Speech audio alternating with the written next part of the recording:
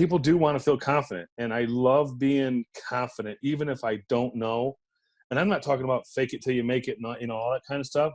I'm just saying you can go in there not knowing and just, I can get back to you, as long as you show integrity, I think that's the big thing too, is do what you're going to say. I mean, I've been doing pretty good with this. All right, we'll just get started. Thank you everyone for joining in to the Mobile Home Investing Lessons video hour. I'm not sure what we're calling this, James. Thank you for being here, James. Seriously, for the decades-long experience that you have in this business, more so than myself and anybody that I've interviewed here. And just the experience that you have, I think you're harder on yourself. You think you're not doing much, but you are cruising and doing a ton.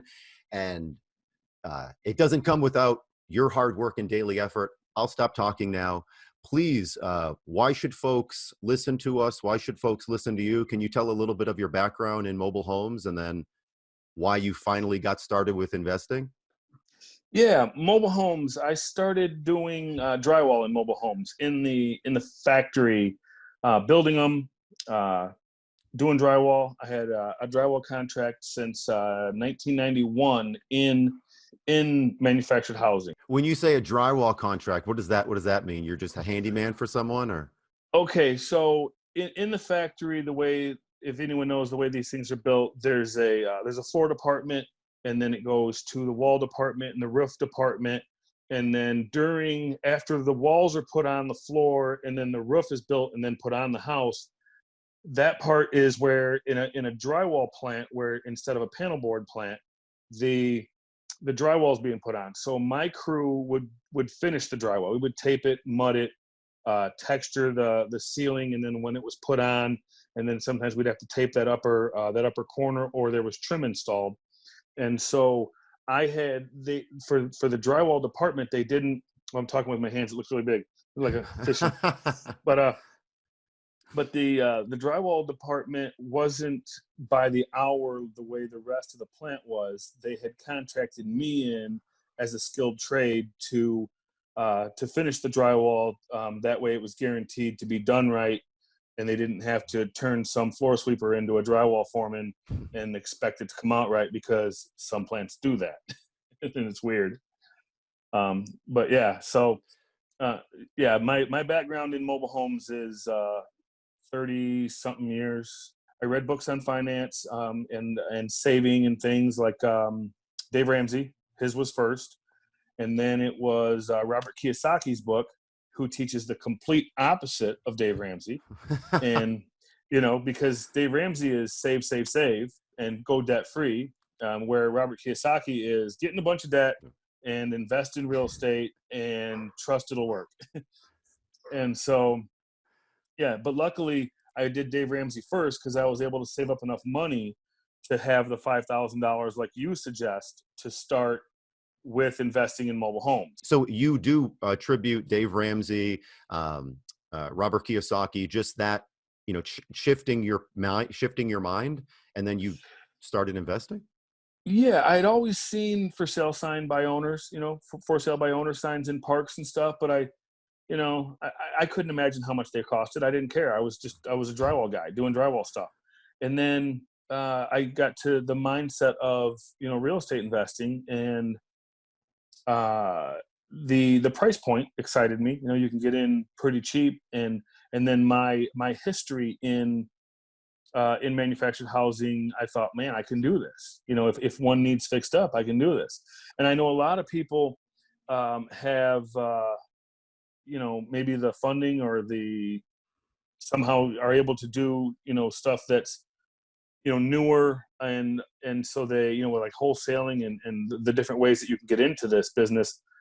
My price point, I can get into one for anywhere from $200 to $1,000, and then, or free. I've gotten free ones, and then put maybe 3,000 in it, and then I sell it, and it's been working out really good. And it was because of the books, the books on finance, and then I took classes. I went through the whole Rich Dad Poor Dad real estate education program, and their mobile home, they're more geared towards stick-built stuff. They do have a mobile home section, but well, I took your class because and I took your class after doing this for a year and a half. I still felt like I needed something. And I was watching your videos, and I got to a point where I needed more structure, more organization, more paperwork, because I know you have access to papers that I need to make sure my company is legit. It was easy when I did my first 5, and it wasn't a company, much of a company anyway. And then I wanted to be a legit company, so I was like, well, now I gotta take more classes, and Do you do you mind sharing how many deals homes you have in your portfolio now, or folks that you've helped? Currently 33. Okay.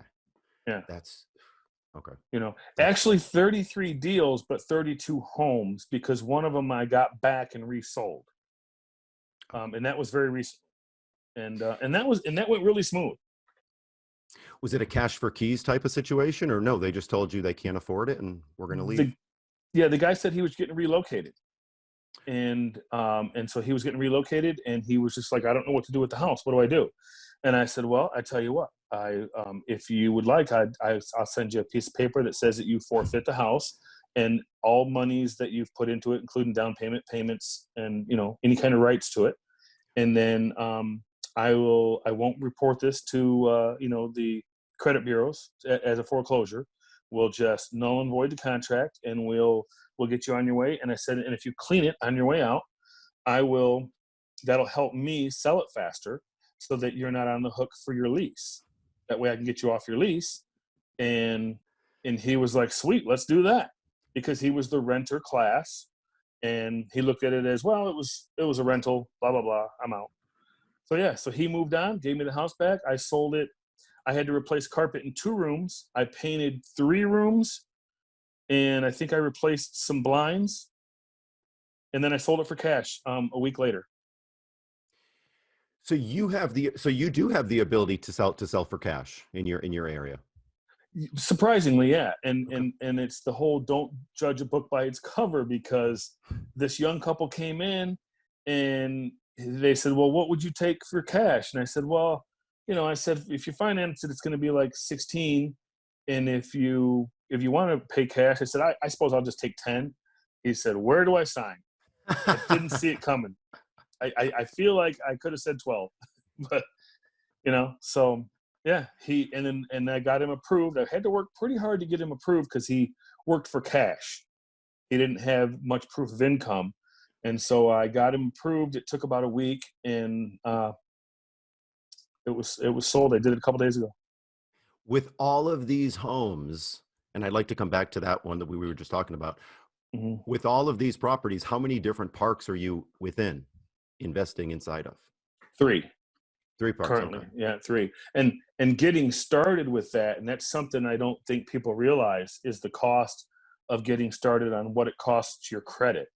Because for me, none of the parks would just allow me to come in and invest without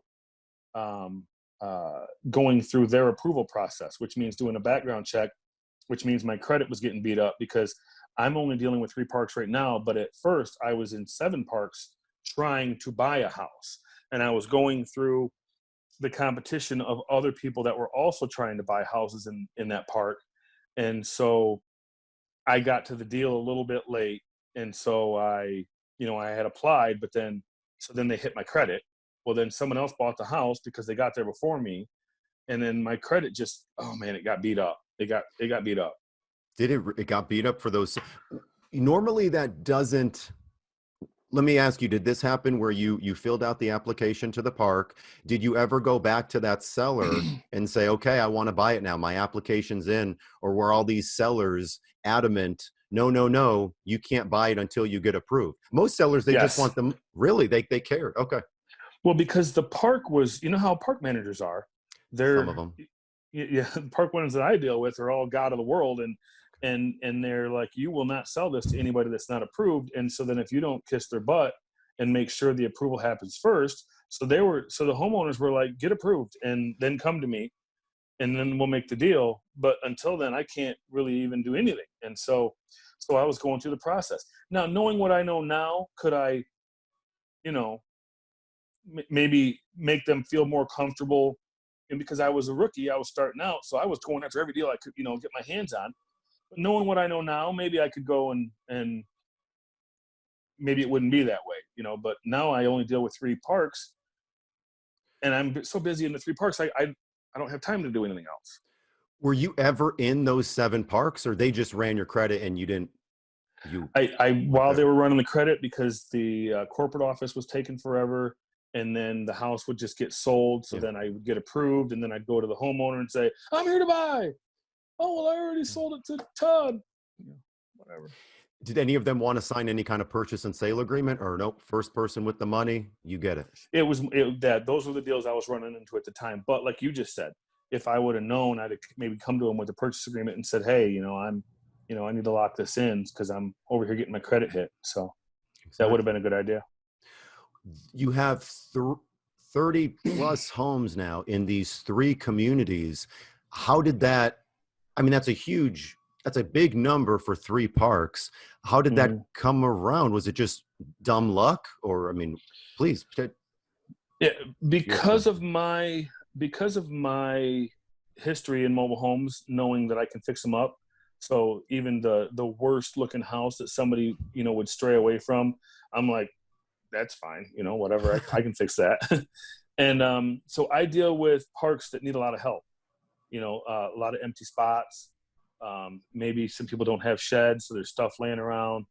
1-2-star parks, I can deal with those because I know I can fix them up. And so therefore there's usually a lot of houses that need fixed up in those parks. And so that's what I'm in right now. How did the relationship form with these 3 parks? Was it one at a time, again, bumping into them, or just, going through? Yeah. How did you stumble upon these 3 different parks? Okay. The first one was a marketplace ad where in fact, all of them, I believe, were marketplace in a way. So the first one was, and I've done 7 houses in that park. It was, I saw an ad where a lady wanted $2,700 for her house. It didn't need a whole lot of work. And so I went there to buy it. And then I went there, talked to her, saw the house, said, great, I'll pay for it. And it was my first deal. So I'm like, I'm paying asking, which was $2,700. And so I went to the manager, and she was kind of new, which is great. You find a new manager, they need so much help, and that's it's just dollar signs. But so she needed help. So I went and I said, hey, I need to apply to live here, I guess, because I want to buy this house. And I told her, I'm going to buy it. I'm going to fix it up and sell it.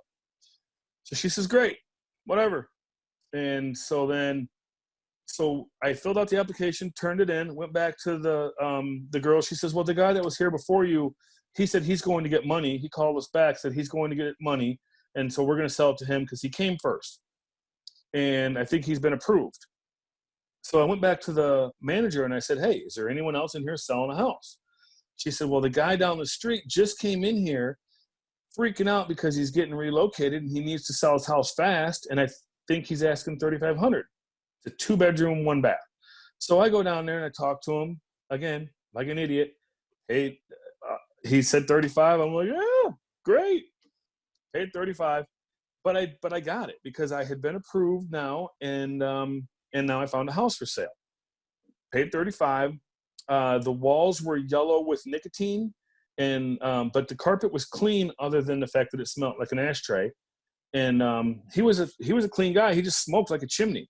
And so I literally took spray stuff, sprayed the walls, and mopped them down. So that way you couldn't tell, like, where his pictures was white, but the walls were yellow. So I mopped the walls and I sprayed a bunch of Febreze in the carpet. And the first lady that came to look at it was a smoker, and she walked in with a cigarette, so you couldn't tell that, the house, stunk like cigarettes. But all I had to do was mop the walls, clean the refrigerator, fix a couple electrical outlets, and it was ready to sell within 3 days.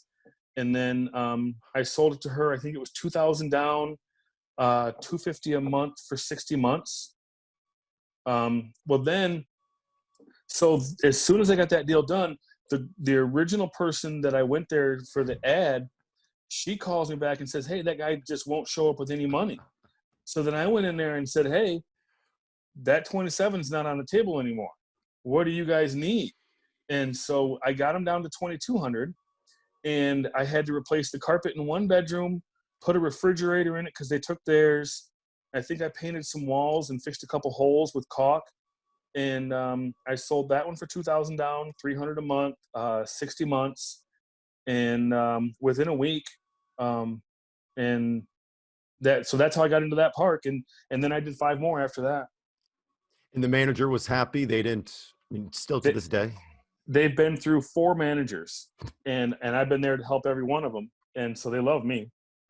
Yeah, and I pay them a little bit of money for showing it. If I'm not around, I'll give them $20. Or if they help me expedite a contract, as far as getting it done a little faster with corporate, because the corporate office for that one's pretty slow. And if they help me out, I'll give them $100 cash. Just to because I get first dibs on everything. Anything that happens in that park, they send it my way. Are you in touch with the owner now as well? No, not in this park. There is one other one I am, and that is so much better. When you can, when you know the owner's cell phone number, things happen a lot faster. I've gotten approvals in other parks in 2 hours because I know the owners. So, yeah, do any of the parks just give you carte blanche to approve your own people? Not for park approval, because they have a system of paperwork and checks and balances, and there's several owners. And I, even though I have access to all the other owners, the one owner that deals with this part, with basically me, he has to deal with me. The other owners want that system to still be in place. Were all of these homes that you have acquired now, were all these just onesie deals at a time? As people are leaving or need to sell, they send everything to you, and you're just the park's go-to, helper, investor. The third park that I've gotten into, there's batches and there's onesie twosie deals, but some of them I can buy in batches of 4, just because there are several houses in the park. Like the park, the people bought the park with 70 homes in it. 35 of them had people in them. 35 of them didn't, and some of those were already fixed up, and some of them should have been a dumpster fire. And so I'm working with the 35 that need people, and that's how I've been able to get so many done. I sold 21 houses in 2.5 months in that park, and it was because with the virus, we couldn't do our normal job, so we stuck to just this park. And people hadn't been in these houses. They hadn't been in the houses, they'd been empty for 6 months to a year, some of these. So my crew would just go to those houses, so it was pretty safe as far as there was nobody around, and they'd work on them, fix them up, and then I would sell them. And the way I sold them is I would clean the house really good, have the door open, because it was this time of this virus thing going on. And so that I would let them walk in the house. I would stand outside, and I'd have the door open already. They'd walk in, they'd look around, they'd say, "Yep, I want it." And then we'd go do the paperwork. How many folks typically have to walk through before someone says, "I want it"? In my market, usually the first one, but sometimes I have walked three different families through sometimes, but it's usually the first one. Are these 1970s models, 1980s, 90s? There's a couple 80s models that I have, and in other parks they're in the 80s and 90s, but in this particular park, a lot of them are pre-HUD, or right just before HUD, like 74, 75. Yeah. That's still. I've sold a couple 68s. If you don't have to move it, it can stay where it is. Mm-hmm. You are not having this either. I mean, other people might put lipstick on a pig, as they say, but what are there, how would I say it? Are there common issues? Are there common repairs that you're doing to most of these properties? What does the typical punch list look like when you're going through these homes? So the ones that the park had already redone were pretty easy. It was just cleaning stuff up, maybe add a appliance here and there, maybe add some carpet, maybe paint a wall. But now that I'm getting into the harder ones, the ones that they didn't fix up before the new owners bought it, so I'm running into soft spots in the floor. I'm running into stains in the ceiling, which mean a roof leak. And then I've got a guy that lives in the park, and he's got buckets of things that you would repair a metal roof with. And so every time I get one, I tell him, where it is by text message. I'm like, hey, lot 9, go inside. You can see where the roof leaks are. Use that to know where to fix the roof. And then once he fixed the roof, then I send a guy in. If the ceiling needs replaced in that area, I replace that part of the ceiling. But if it just is discolored, I just paint it. And so then that's how I fix the ceilings. But as far as the floors, I tear that section out, replace it with 3/4 inch decking. And then if there's still an uneven spot right there, then I'll do a 5 millimeter underlayment over that so that it's smooth, depending on what flooring I'm putting over it. If it's getting carpet and pad, I don't care. But if I'm doing a vinyl plank or a linoleum, then I put an underlayment there so that there's no high spots. What varies? How do you know one home gets the vinyl, one gets carpet? Depending on the room. If it's a kitchen or a hallway, or a bathroom or a utility room, like a laundry room, those I'll put vinyl plank or the linoleum. And then if it's a bedroom, I normally I'll do carpet in those. But I try to make a path from the front door to the bathroom where it is. Sorry, I had to push a button on my phone. I try to make a path where it's linoleum from the front door to the bathroom. You end up with less ruined carpet if you get your house back. The folks who are wanting to buy, so you do fix these homes up. Does anybody tell you, stop what you're doing, I want to do the repairs myself? Would you even let that happen, or no, you want to get them? Some people have, and it's usually when I'm pretty close to being done anyway. And so I tell them, I want you to be proud of your home, and I don't want you to have to now afford the lot rent, my payment if I'm selling it on payments, and try to fix it up. And I'm like, I'm not saying don't believe that you're going to fix it up, but you may run out of money. And so I always just tell them, just let me finish it. You got it. That way you'll have a home you can be proud of. That way I know you're making payments. And you're not showing these before they're ready anyway, most of the time. Most of the time I don't. I know from experience of doing the double wides. I'll let a homeowner walk in if we're close to being done.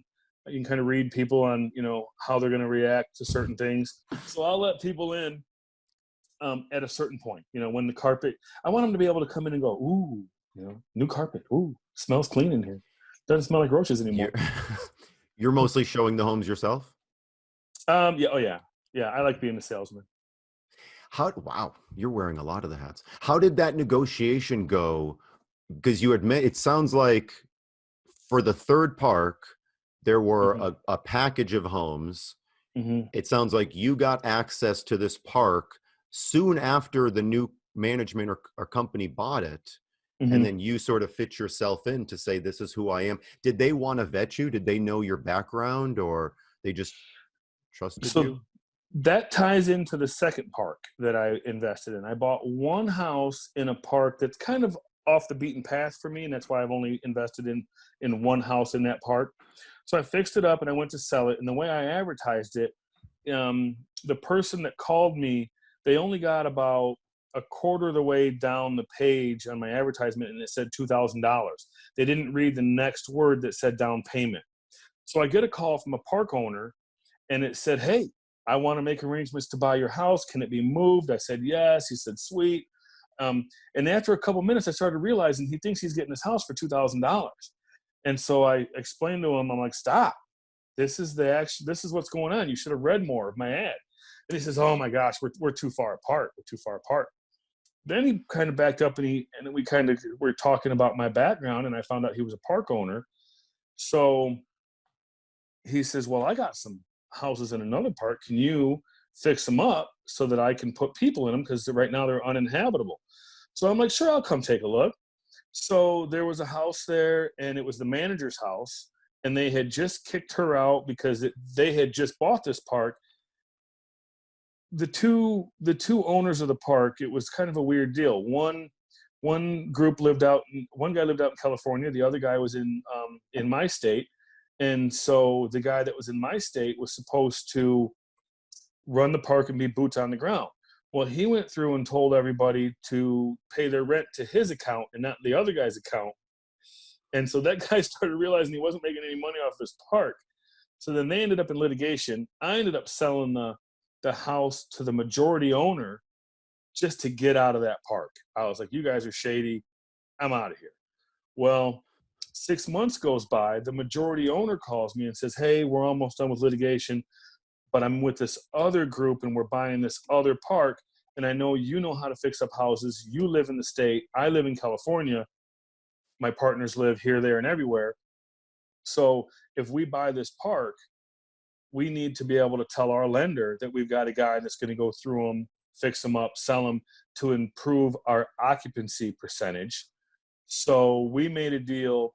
They wanted a lot of money per house, but they also had me go through every single house and inspect it to find out what their renovations were. So I took 4 days and I went through 35 houses in the wintertime, measuring up for carpet, measuring up for countertops, cabinets, roof repairs. I didn't go under the house, so I am running into some cost right now with plumbing that I didn't see coming because even though they had winterized a lot of these homes, I'm running into some plumbing problems that have cost me about $500 more per house than what I wanted to. But it's still, when you hear what I paid for the houses, it's in budget. But so I went back to them and said, I understand you want this amount, and I'll pay that amount at the end of it all. By the time I'm done with the rentals, that's the amount that I'll have into each house, which came to around $3,000, for a 2-1, in this market that I'm in. And so I said, if you look at these numbers from all these inspections I've done, I have to acquire every house for $700 because once I'm done, I'm going to have that $3,000 in it by the time I drag these across the finish line with all 35 of them. That's how much I'll have per house. And so they were like, all right, so I'm buying all these houses for $700 a piece. And I'll go and I'll say, I want to buy these for. And so then they'll send me the bill of sale and then I'll go to their bank and deposit money for say 4 houses. And then I go through and I fix them up and then I sell them. And then I say, okay, now I'm going to buy these for. And that's all written up in phases that, per my inspections on which ones were easier.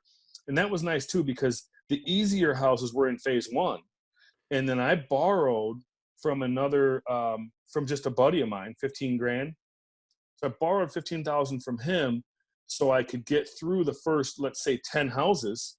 So it cost me 7,000 plus a little bit of repairs. Well, after I sold those first 10, I'm able to use the income from those first 10 to drag this thing across the finish line. So it was a pretty good deal to say I've done it with no money out of pocket. That's incredible. How many homes? It sounds like there was just a handful of properties before you found Park 3. Is that? Yeah. I did 8 before I found this one here. Okay. And now but because of my background, because of the classes I've taken, these classes have taught me how to put these lists, together, to be able to go in and inspect it, to get my cost pretty close. And what's nice about the list is what I use for buying a house from a homeowner. I can walk into the homeowner's house and they're saying, okay, I want 10,000. And then I'm like, well, let me go through and pick it apart. I don't say that, but I go through it. I'm like, well, I got to fix this and I got to fix this. And then this over here is going to cost me. And then I write it all down and all the measurements. I got to replace this knob. Well, this door here has a hole in it. Well, this panel over here is going to need replaced. And, this floor here is a little soft, this sink's got a bunch of scratches. I'm gonna have to replace that, and I do all that stuff and I write it all down and I come back and I'm like, I'm going to have this in it. Plus I still have to sell it. So I can only give you 3,000. And they're like, well, we'll think about it. And then in a week, it's really just a week. They're tired. The one person came in this one house.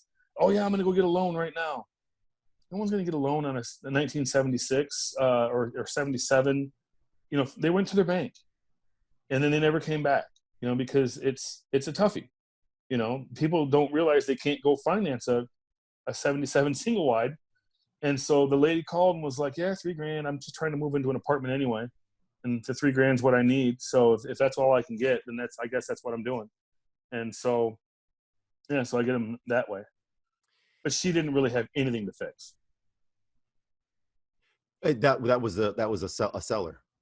Yeah. She really didn't have much that I needed to fix, but I can make it look like it on paper. That's why you paid so much. The 3,000. That's why you paid so much. Yeah. I know. Yeah. Well, that the people listening, that's like, what are you talking about? That's nothing. Like that would be, but the home did need work. Do you remember what you sold that one for? There was some stuff. I believe it was 18 on payments. So I got 3,000 down.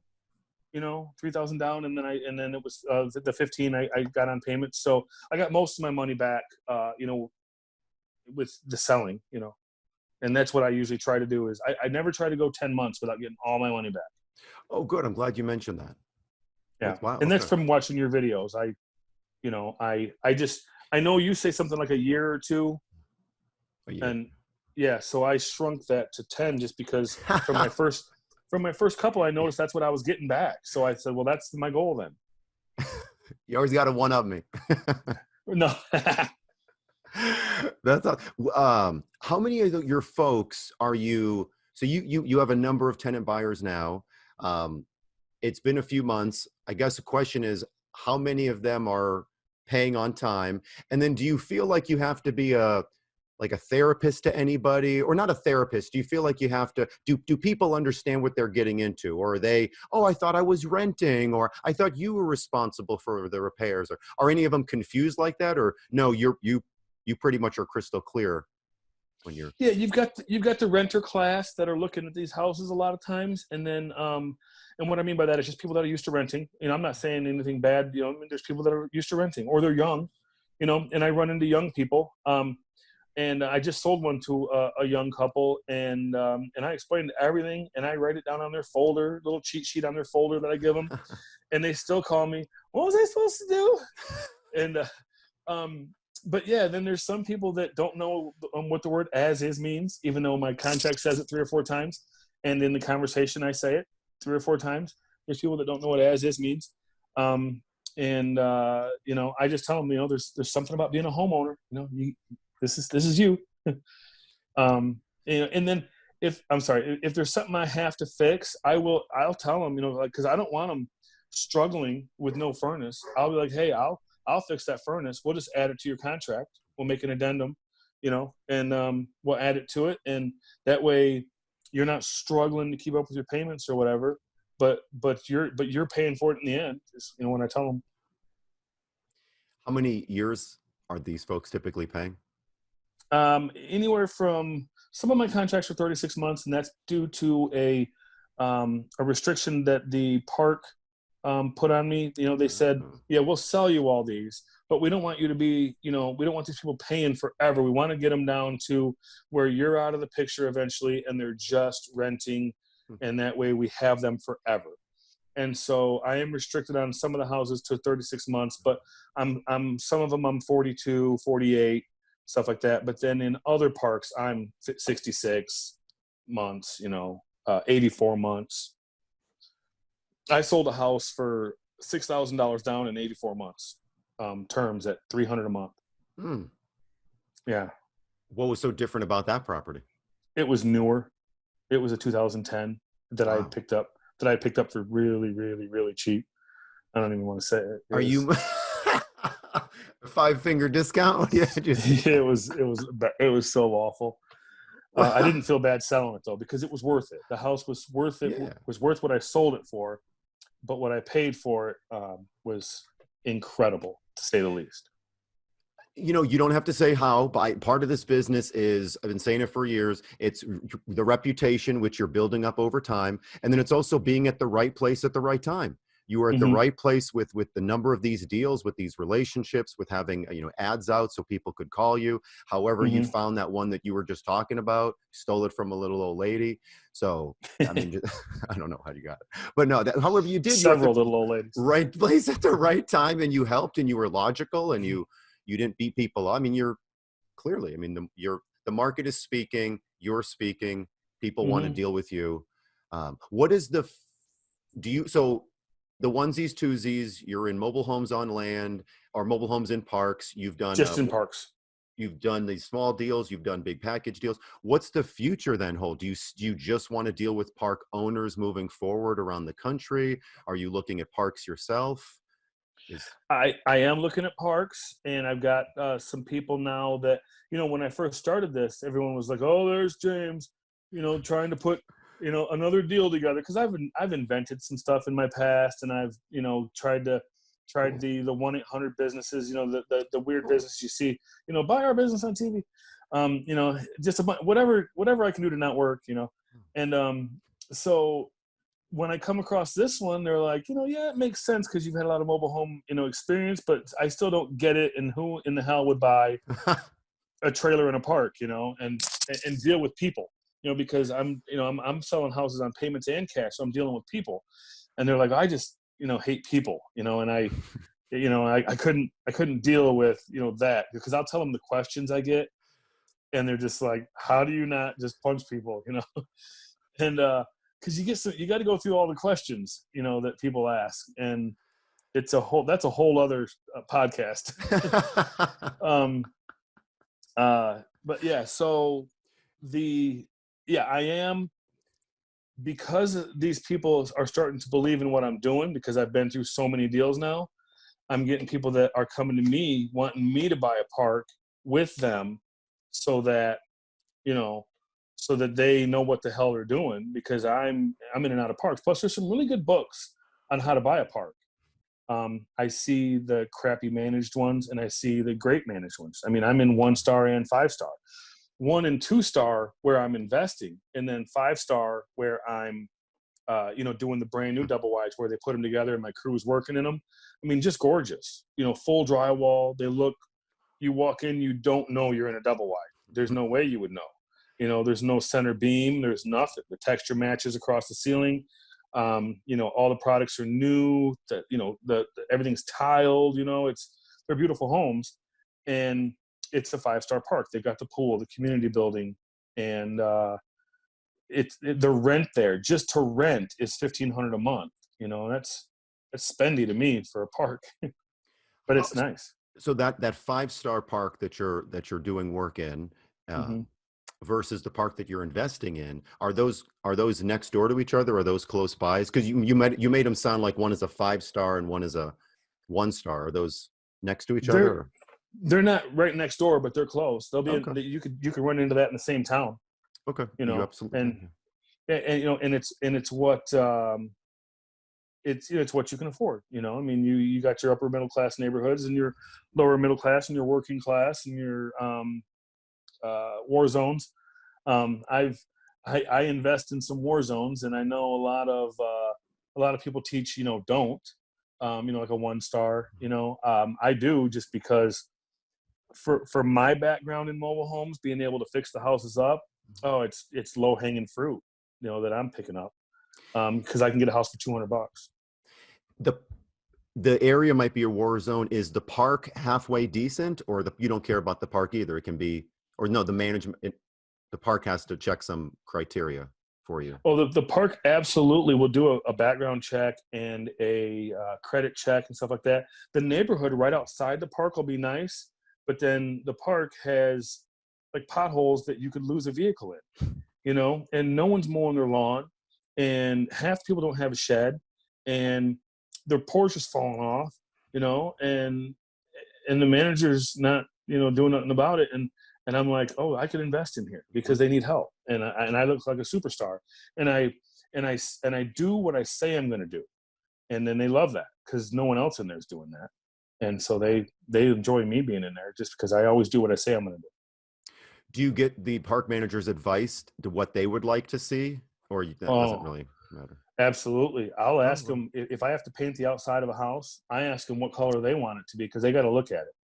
They're, and then once you make them a part of it, make them, feel like they're, in your business. They get pretty excited about that.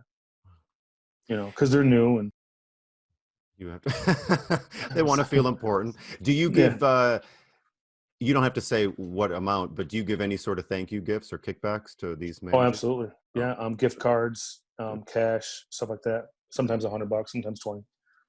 Yeah.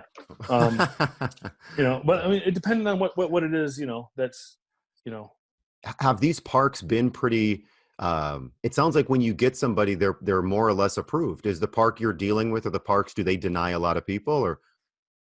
yeah, Oh, really? there's a lot. Yeah. Yeah. When I show a house, in fact, when someone asks me, if I have one available, I have a link to the park, to their application. So I send them a link and then I also send them my link to my website for the financing app. And that way, before they even see the house, we're going through the process. And then I usually wait till they've been approved and then I'll show them the house. Um, yeah, just to kick that can down the road. Wow. But you'll talk with them before?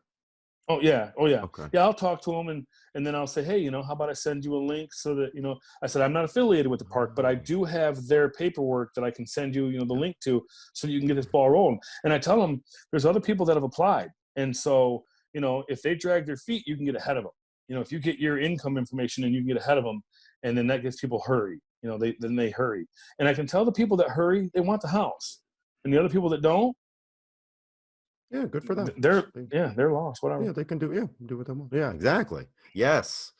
Oh, wow. And when you're turning over so many of these, you said you had 21 that you sold in 1 month. Got a call. Sorry, I had gotten a phone call that I had to get rid of real quick. Well, it's okay. I don't know if you heard, I said you had 21 that you sold in 1 month. When you're turning that type of inventory, you have to typically, you can't, I guess, take the best of the best every single time. Um, when you sold 21 in 1 month, what did that look like? As Or, far as getting people approved, yeah, that was it was a toughie. It was a lot of work, but like I say, now the virus was going on, the stay-at-home order in Michigan, so I had a lot of time. I wasn't having to do my normal job because I do a normal job. I put 60, 80 hours a week in, with what I normally do. And so during that time, it was nice because I had my crew in there. I could show homes, I could show up, I could make appointments, I could do all kinds of things. And so, my business is a little bit slow coming out of the wintertime. And so it was between February and the end of March, I think, coming into wow. April, where I sold most of my houses. So Okay. it was tax time. Yeah. I got dropped all that inventory in my lap during tax time. You want to talk about people having down payments and everything that you need. Tax time was pretty sweet. Plus, you're dealing with nice properties that you're selling Hmm. for $1,000 down. I mean, what am I even Yeah, asking you that question for? Of course, you got yeah. people that are interested, and they're good-looking properties, and they speak for Hmm. themselves. And it's what, 3 to 5 years worth of payments, or Yeah, less, 3 to 4. Yeah. So yeah. no wonder these sold. You sold them for a good price. You probably won't get too many of them back because people want to pay you off. Hmm. It's only been a few months now, but everyone's still pretty good on time. Everyone's been paying payments, and because of the COVID, I've gotten a lot of people to Venmo me the money, which is great. Oh, cool. But yeah, I've got two people that are like, unemployment this, COVID that. I'm paraphrasing, but it's I just people. But yeah, I'm babysitting two people out of 32. Uh, Such good numbers. The fact yeah, is at least, yeah, time. but they always answer when I call or text or email, and so far I'm letting them have a little bit of leeway, because they do get back with me. They send me documentation saying, this is what I'm dealing with, this is who I'm talking to. Hmm. So they're a little slow, but I get it eventually. Those are really good numbers, though. That's all. And you're willing to work with people, and you're breaking even in 10 months, which is amazing. I mean, everything after that is, if something did happen, Well, it's all from, watching the videos in the classes. Your videos and classes have given me enough notes to see stuff coming, and that's pointless without you doing it, and you having these relationships, you building more relationships, you being out in the field, you working 80 hours a week and wanting to add more to your plate, plus your personal life. That anybody could do this. Sellers can do this themselves, but they don't. For the past 2 decades, I've been doing. It is you doing this with the relationships. Before I forget, I have a question. Handy folks. A lot of us are clueless when it comes to handy folks. If we haven't been doing this for decades, or we don't have experience working on mobile homes, what is some practical advice that you can give newbie investors to how not to lose their shirt, how to find appropriate handy folks, first steps, second steps, anything? Find an old pot smoking hippie and and pay him decent. No, what I you can find like the local hardware store in the town that you're investing in. They know people that are handy. The guy at the counter, the local hardware store. Maybe not Home Depot, but the guy at the hardware store will normally know. The guy Bill or Dave or Tom down the street that'll be able to fix some stuff, whether it's plumbing, electrical, or both. The way I found my guy, my guy that stays in the park all the time, that works for cheap. He was driving around looking for FSBO signs. I was working on my very first house, the one I bought for $3,500, and I was mopping the walls down. He was looking for a house, and he said, "Hey, do you know of anybody with a house for sale in here?" And I said, "Well, I'm going to have this one here pretty soon." And he couldn't get approved by the park, but he was an electrician. And so I said, "Hey, I'm dealing with some electrical problems in this house. Can you look at them for me?" And we've been together ever since. My first house. God provides. He just dropped this guy in my lap. What's the secret to keeping people that are good? What's the secret there? I pay him a lot of money. Oh, I do. I've got a guy that makes, but he works for me doing, my, carpet, doors, trim in my new construction. So I pay him $90,000 a year. And so when I need him to, do, like redo carpet and trim or reset some doors in one of my flips, then he'll do it over like a weekend or something for some extra money. And, but my handyman guy, I only pay him $12 an hour. And, he just, I don't know. I think he doesn't deal well with people. And so he doesn't want a normal job because he's a real hothead. And, but he always does it. He'll do the most disgusting stuff. He'll clean out the most disgusting refrigerator you've ever seen. He'll puke in the refrigerator that he's cleaning out. That's how bad it is. He'll be like, "This is so disgusting," and he's in there cleaning it. Oh yeah, good for him. He'll complain about it. Just the work ethic. Wow, is that the pot smoking hippie? Yeah. Okay. Yeah. Whatever he has to get there to do that. Wow. But yeah, save the fridge. No, he's thorough though. Like he's so thorough. He'll clean a stove or a refrigerator or a bathtub and or toilets and stuff. And you know how bad these things get in these older homes. I wouldn't send my worst enemy in these things, but he's like, "Man, boss, I just don't know about this one." I'm like, "I'll pay you hazard pay. Just do it." It sounds like you found this person did fall into your lap, and they were a really, really good find.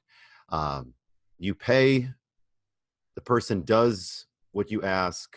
It doesn't. It just sounds like I know a lot of folks out there can get taken advantage of. Well, I'm going to pay my person up front. Do you pay anybody up front before the job is done? Do you pay per hour? Or how do I haven't had to, and I pay per hour for this one guy, and then I pay per job for my guys. Okay. And sometimes I think he pads his hours, but I'm still getting value out of him, because he does electrical stuff too, and for what he does electrical stuff for what I'm paying him to clean out garbage, and so I make out in one way and spend in the other, so, and he's good, and he'll crawl under the house that's been there for 30 years. You know how nasty that is. and he'll fix plumbing and stuff for me. So. Would you say it's a tip to go around and ask other residents in the community if they know Oh, people? yeah. Oh, yeah. And I've gotten people in the park, you know, because always somebody handy in a park. Always someone handy in a park. And then they'll stop me. They'll be like, hey, I see you're doing some stuff around here. And they're like, I can mow lawns. I can get up on a roof. I can get under the house. I can fix skirting.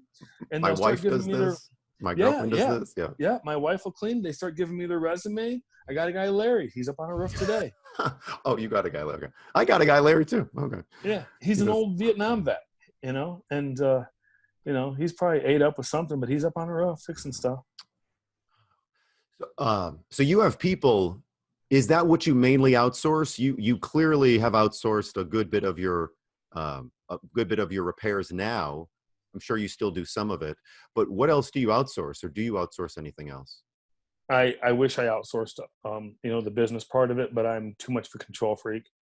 And so I do all the paperwork. I have all these files and I, you know, I need to be able to automate some stuff and system, you know, put some stuff into systems. And it's like I spend too much time doing that. And so that gives me an excuse on why I don't have time to automate it. You're doing the management now. Do you have a management company, or there's not that much? I'm able to do it, to manage it pretty easy. I have a chart that I carry with me in a kind of a binder. And so I know when payments are due. And that's something else. When I'm selling a house, I let the buyer say when the payment is going to be due during the month. They know when they can afford it. And I always tell them, you know, the park's always going to be on the first. And you better keep up with the park, because they're going to let me know. And then I'm going to look bad. So keep up with the park. And then, so if you need it to be due on the 6th or 7th, or maybe the middle of the month, the 15th or the 21st, I tell them that's fine with me, but it better be on that day. And so, you know when. And so I have a color-coded chart. This group is due on the 1st. This group's due on the 7th. This group is on the 15th. And if I don't see the money in there, they get a, you know, that day. Like it'll be 4:30. I know the bank closes at 5. If I don't see it in there, I'm like, are you making that payment today? Yes. You know? And so then, and they always get back with me. Oh, I'm gonna do it in the morning. I you know, whatever. So yeah, so I stay on them and stuff, but it's just 30 people. It's so good to stay on them, and it's 30 people for now, but that is going to, Yeah. Eventually that, and you're keeping this on, it sounds like paper and pen for now. Yeah, with the chart and all that stuff, you know, and I check it off, tell them, you know, sometimes it's a short amount, you know, sometimes if it's a $350 payment and they gave me $298, they gave me their last dime, you know, they weren't trying to short me. They'll tell me, this is what I got. And, you know, when someone gives you $298 and it's a $350 payment, they gave me their last dime. And so I'm like, you know, put that on the next one, or maybe, you know, the next pay period, couple weeks, give me the other $52. And they're like, oh, thank you so much for understanding. And so, yeah, I mean, and I roll like that, but yeah, everyone's been pretty good. Good job working with folks like that. These folks get into trouble. We have to work with people. We're not dealing with millionaires. People eventually, they do want the home. They are responding to you. They're not just bailing on you and not treating you with some, you know, respect. So you're working with people. That's huge. That's normal. Pitfalls. What can people watch out for? What can they, yeah, I mean, with all of your experience dealing with mobile homes, I mean, if you're finding pitfalls, yeah, please. What pitfalls have you run into, or were you lucky to dodge, or anything you can shed light on that? Things that I noticed, and it's going to look like I'm reading off a piece of paper for a second, because I am, but things like not checking the plumbing. You know, the water wasn't on, so like in your videos, you tell them, you know, turn the water on. That'll let you know if the water's on. You know, you can listen for leaks. You can you know, make sure the water heater works by turning the hot water on.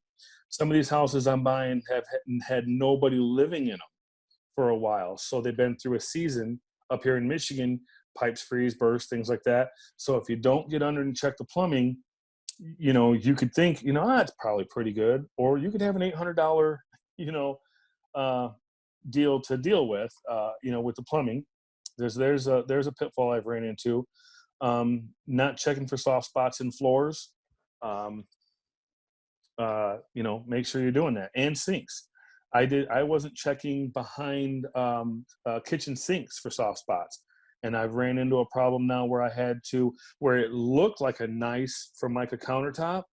Then I got to messing around with the sink and doing some stuff, and then the whole sink was moving. And then I realized that water had gotten back there and rotted the back of the sink. And, and that goes with not checking inside of cabinets. You think you've got, like, say, a bug problem under control, and then you didn't clean out the inside of the cabinets. People left their groceries up there. There's bugs up there. Someone buys the house and they're like, "What's going on in here?" That was a pitfall. Was that before using the checklist, or? That was that wasn't on my checklist, and I had to add to it. I had a lot of stuff on there, and that's the thing too with the checklist. I'm starting to add stuff, that from things that I ran into. Another one, not checking for cracks in the bottom of a tub. Ooh. That's expensive. Just visually checking. Yeah. Oh, yeah. I bought a house. They had a bath mat down, so I didn't know that there was 3 huge cracks in the bottom of their tub. That costed me, you got the price of the tub, you got removal, you got a plumber putting it in, installing it, all that stuff. That was expensive. Plus, those cracks, I'm imagining, led to other rot underneath the floor. Oh, they didn't, absolutely. Yeah. They didn't tell you that? They omitted that fact? They forgot somehow, I'm sure. Yeah. They lied to you. Surprising. Yeah, I know. But I got the house pretty cheap. I think I paid $800 for the house. So whatever.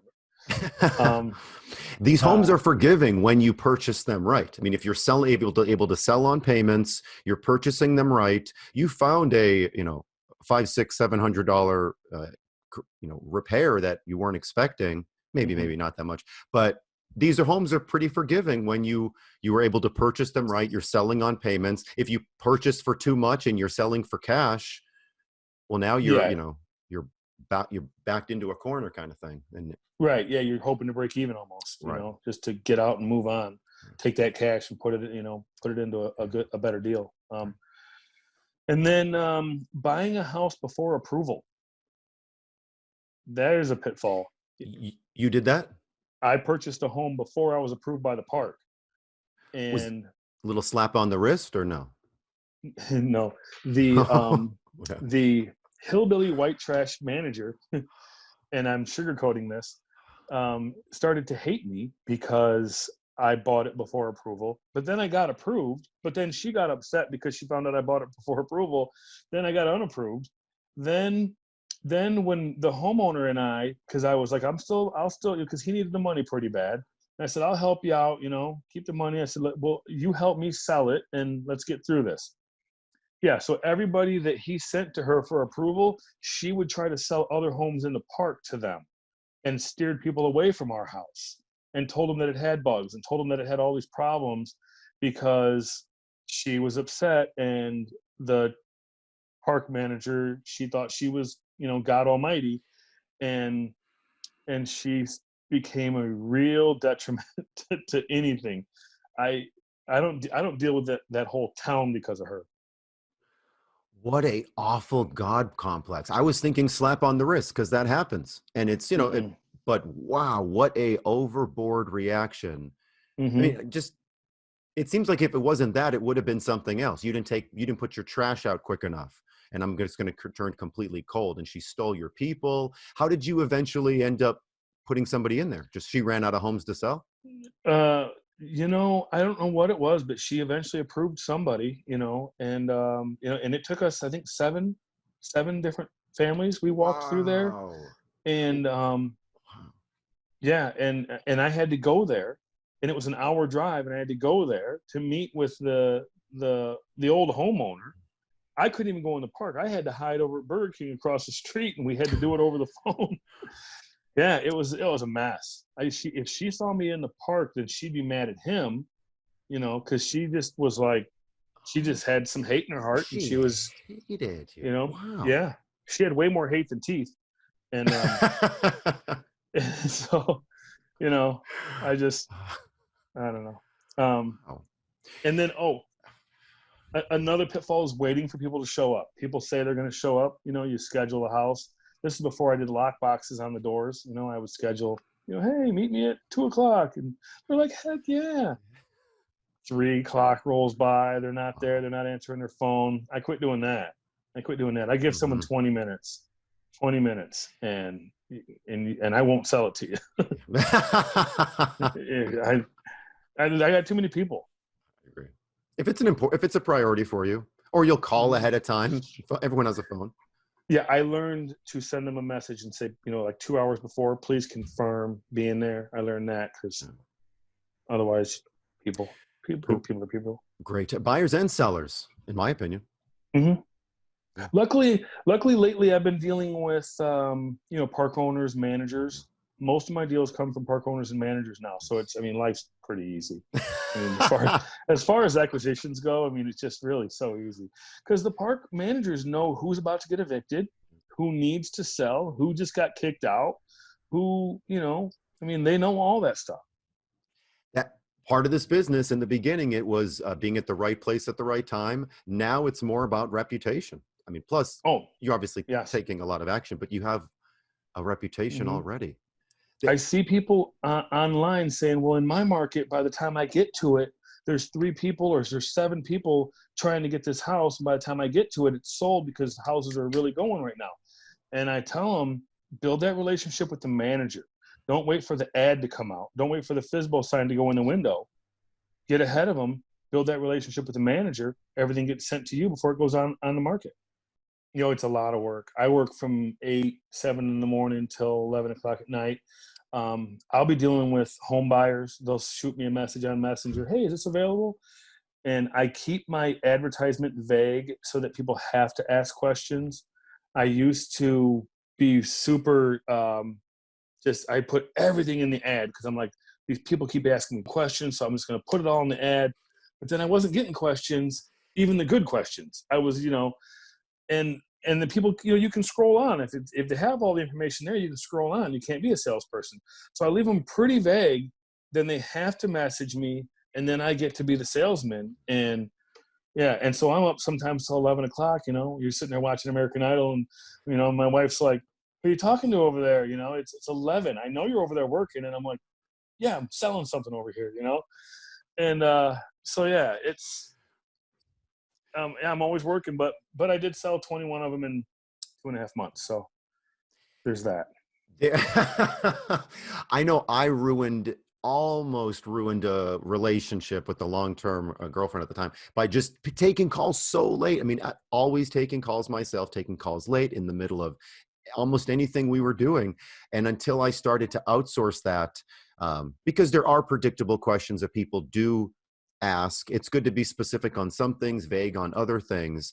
I guess the point I'm mentioning is that there's still these things that you're tweaking and getting better and tightening up your business, but you're still doing everything else. You actually have a business to tighten up.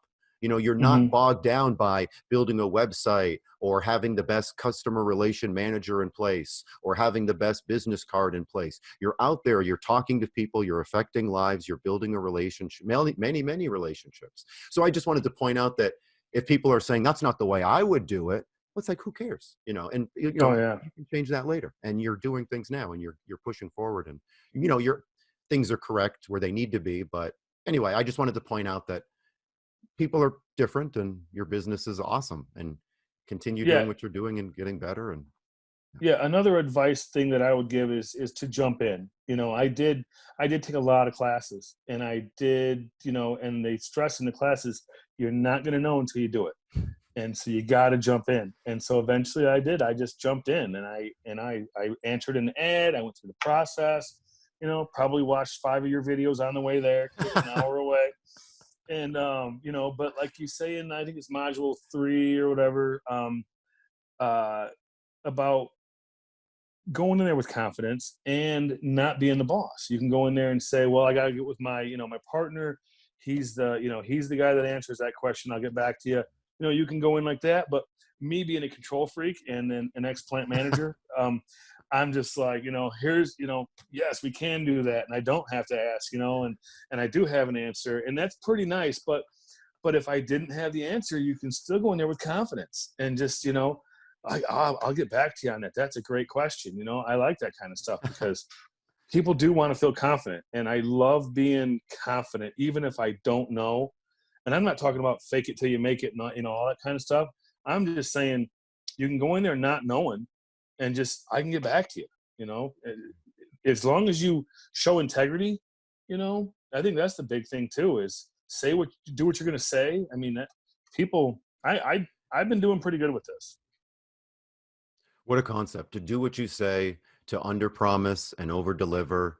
Well, another thing I learned is the seller has to sell, the buyer doesn't have to buy, and I learned that. And so if you're helping them out, if you're the buyer helping them out, then, they're pretty good, and then on the other side, if I'm selling and they're the buyer, you can tell who has to buy, who has to get a roof over their head, whether it's a young couple trying to get out of one of their parents' house or just somebody relocating and wanting to get out of an apartment and wanting to put their shed, I mean, there's a lot of reasons, and you can be helping people. And I help people, every day.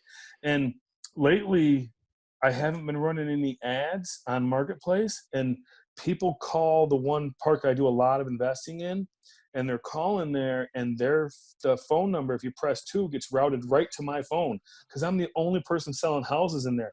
So I've got a buyer's list as high as a giraffe, without even being on Marketplace. That's incredible. Wow. That's next level when you can when you are on the park's voicemail. Yeah. Press 2.